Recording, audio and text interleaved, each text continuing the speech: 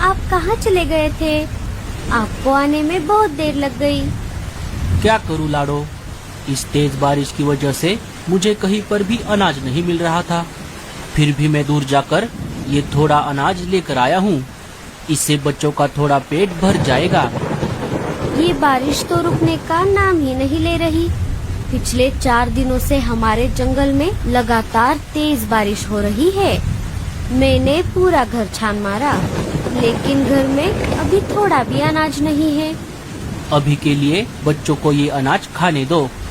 जब बारिश थोड़ी कम हो जाएगी तब मैं फिर से बाहर जाकर अनाज की खोज करूँगा। बल्लू जो अनाज लेकर आया था, बच्चे उस अनाज को खाने लगे। थोड़ी ही देर में सारा अनाज खत्म हो गया। मम्मी, मुझे और अनाज चाहिए। मुझे बहुत भूख लगी है। हाँ मम्मी, मुझे भी। बल्लू जी, हम तो और 1-2 दिनों तक बिना अनाज खाए रह सकते हैं, लेकिन हमारे बच्चे नहीं रह सकते। मैं एक काम करती हूँ, अभी बाहर जाकर कहीं से अनाज ढूंढकर लेकर आती हूँ।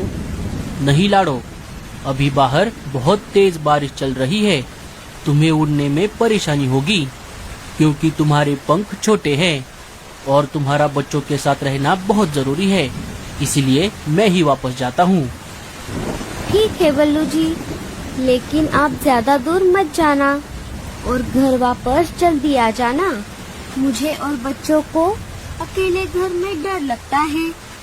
और हाँ, इस तेज बारिश में शिकारी पंछी शिकार की तलाश में घूमते रहते हैं, इसीलिए आप सतर्क रहना।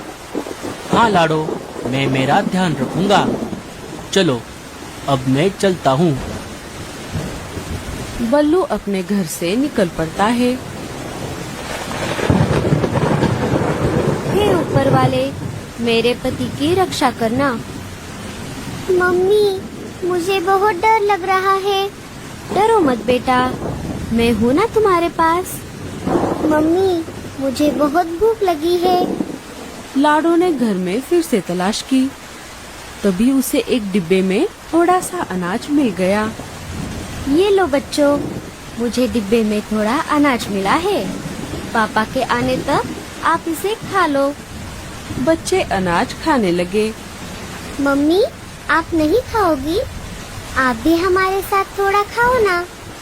नहीं बेटा, आप खा लो। मैं पापा के वापस आने के बाद खा लूंगी। बारिश और तूफान इतना तेज था कि उसमें लाडो का घोंसला जोर जोर से हिल रहा था।